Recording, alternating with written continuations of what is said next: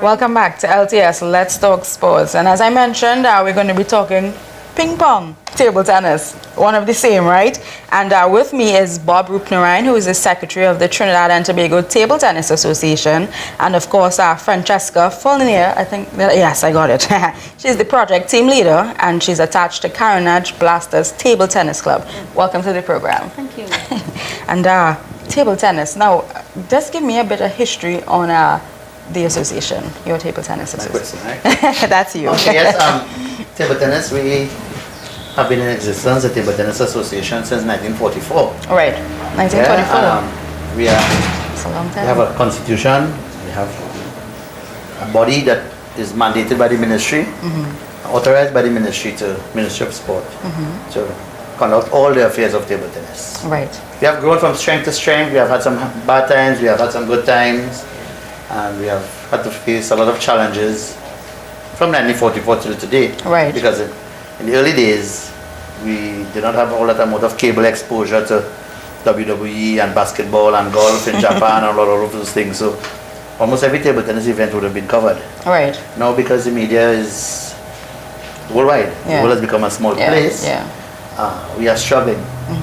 We are struggling now to carve our niche and to maintain our niche. Right. Possibly the third top sport in TNT, which we were at one point in time after cricket and football. You're serious? Yes. Wow. See, that's something I did not know, and I'm sure a lot of the population were not aware of that. There was a time every sixth house in Trinidad and Tobago had a table tennis board or something that looked like right. it. Yes. I think we had a when I was growing up. Yeah. What is but in terms of growth, are you saying that the interest died over the years as well, based on the exposure? No, and I think I'm going to say this on. This is a good lead to bring Fran on. No, the interest in actually playing has not died. Right. And we have hundreds of recreational players apart from our affiliates. Right. Yeah? The game has grown actually in many ways. We have many young players. Right. Hundreds of young players registered now, which is something you did not have in the past. Before, right. Yeah. Where we are lacking really is being able to market the sport, move it forward, attract sponsorship, right, and all of that. This is why this proverbial shot in the arm that Fran is going to be speaking about, is a welcome thing for the sport. Yes, to help push it. Do you have it in secondary schools as well? We have secondary school table tennis. Yes, we have a tournament which is run every year. Right. Yes, it's one of the few sponsored tournaments that we have. Yeah, and that is a big thing. We have over 200 participants every year. Wow. And all of our national junior champions and our current top-ranked male and female players have come through the Scotiabank schools. I shouldn't say Scotiabank, should I? The schools tournament. Yeah. Right. And we do have a secondary school. Where we are weak is at the primary level. Right. Oh, because it's in primary schools as well. Yeah, but we are weak in terms of how much table tennis is actually played in the primary school. Right. Okay. And why is that though? Is it? It's structured in primary school. Children are in classes with one teacher. And the PE break is just to run about and kick one ball. Right. Or to just, and there is that structure with equipment and with someone who is a coach who can go to the schools. And train them. And train them on all of that. We are far from where we should be. Right. And in terms of, I know Francisca has the information for the event that's coming up. So you can go ahead and just give us some info on that. When is the event actually though? Okay. Well, the event, first of all, has a very unusual name, but people are accustomed with walkathons. Right. So our event is known as a 12-hour table tennis-a-thon. 12-hour table tennis-a-thon. Yes. Right. So this 12 hours, we're going to be splitting it into two parts. Right. So on the 23rd of August, we're having a walkathon around the savannah. Right. And this walkathon really and truly is like a forerunner for the indoor part, which will be held on the 31st of August. Right. So what, as Bob was saying to you, I want to bring in so much visibility to the sport, table tennis. And one good way of doing it, I think, is by this initiative that we're undertaking here. So the walkathon, as I said, is on the 23rd. It's going to be a pretty visible, noisy event that we're going to be having us aside, following us and everything else. So we have the music. Oh yeah, we have the music. We will have the children, we will have the support, we will have the literature on that day being given out as well to people who are passing by and whatnot. But the major event is on the 31st of August, and I may add here that we even have our Tobago branch on board. Well, yeah. So they're going to be simultaneous with us on the 23rd of August. Tobago will be having their walk. Right. But on the 30th of August, they're going to have their indoor part, the 12-hour part. Right. From 8 to 8. So it's almost happening at the same. Almost happening at the same time. So it's really going to be one big, event. How many? I know you mentioned Tobago, and sometimes we slight Tobago, with their clubs. How many clubs would you say in total table tennis we have between Trinidad and Tobago? We have about 35 clubs, and about a membership at last count must have been about 322 members. 35 clubs, and I'm sure people are probably not even aware of one, apart from the players themselves. Yeah. So what we're hoping is that with this event, which is going to should attract as much members from the public. We're inviting, it's going to be very interactive. We're actually inviting the public to come on down, join us, challenge our top players and whatnot, and get to know the game. And by the time they leave, they should have some form of literature, maybe even how to join a club. And give it like a rebirth, revitalize this sport of table tennis. I see you were going to add something, Bob. Yeah, apart from the 322 affiliated players, we have maybe double that amount of people in Trinidad and Tobago who play the game recreationally. Who do not come out for tournaments, but so the game is alive. What the game needs is that boost in the arm that Fran is able to provide for us. And of course, I mean, we've seen table tennis over the years, and I saw some of the clips from the videos you sent me as well. Yes. Hopefully we'll get to play it, maybe not in this segment, but I will try to get it on. And it is a very energetic game. Absolutely. It is. It has a lot of benefits. I mean, table tennis is one of these sports that's very fast-paced, yet the injuries are few, right? You have, because of the dexterity, the flexibility with the brain to do different shots, to make on-the-spot decisions. They say it's such a good brain builder that it even was of Alzheimer's. So it has a lot of health benefits as well.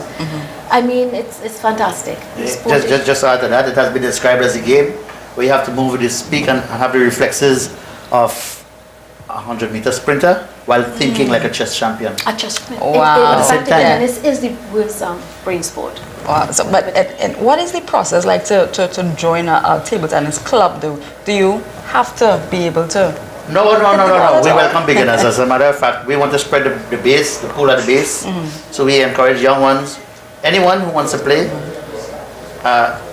I would hope that I will be able to leave some contacts with you. Yeah, of course. Before we leave here, so people can contact or email us directly, and I will send them on to a club that is close to where they live or where they work, and take it from there. And of course, we have clubs south. We have clubs south, central, north, Tobago, east. In fact, when we have our project on the 31st, we will have, as I said, novelty items, and it would include the literature of all the different clubs. We'll have a booth where people can come and actually. Yes, they can come in. And of course, well, I know you said that, but I have to ask, if you play tennis, can you transition to table tennis? But I did that, Really? Yeah, you can. So of course, you played. So you played table tennis. Okay. Give me some of the history. My history. Okay, I think between 1997, 98, and 2000, I was in the top 10. Table tennis. Yeah. I was a little slimmer than this. I don't play now. I don't have the time. I've got myself, and wrongly so involved administratively. Right.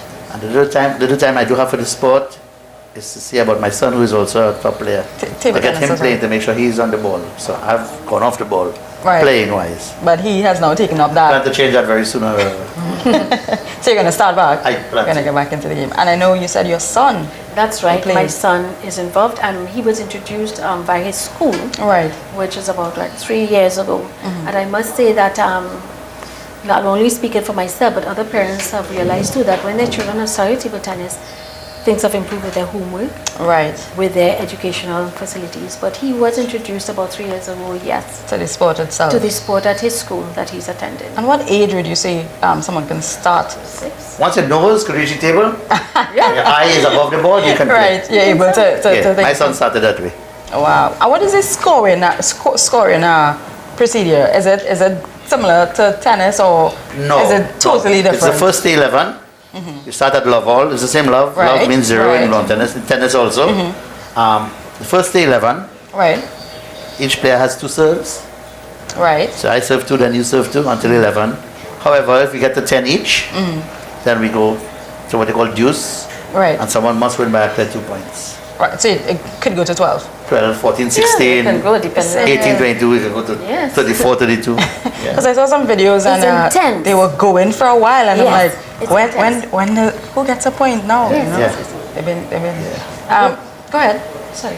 No, you can tell. Yeah, because what too is that remember today will be a lot of public participation. Yes. So I'm inviting all those who may have their rackets in whatever cupboard, wherever come it out. is, bring it out. The only thing we're requesting is that no hard shoes are allowed on the tennis court. So Right. if they are coming to take the challenge up, they need to wear soft shoes. Only soft shoes are allowed on the actual tennis floor court. itself. The floor itself, yes. Right. But we want them to come and challenge. Now you said it's 12 hours of table tennis, right? Yes. What is the? Give me some of the logistics behind the preparation. for Right. it. So, although it's 12 hours of table tennis, what you're going to have is like, we would like it to start with introducing different plays to the public. I Right. mean, everybody thinks it's ping pong and the ball just goes back and forth, Right. back and but there are different shots, over 10 shots. So, we're going to be demonstrating all this to the public, let them know what the shots are. Then you're going to have exhibition matches where you're going to see some skilled playing, some expertise Right. playing, some peculiar shots as well, right? Somewhere in there, then we're going to invite the general public, as I told you, to come and challenge our players. But and it's going to end with tournaments between the zones, because remember, it's all the zones that will be participating. I don't want you to get into that as yet. So we're going to take a short break and we're going to come back. LTS, we're talking ping pong, table tennis. We'll be right back.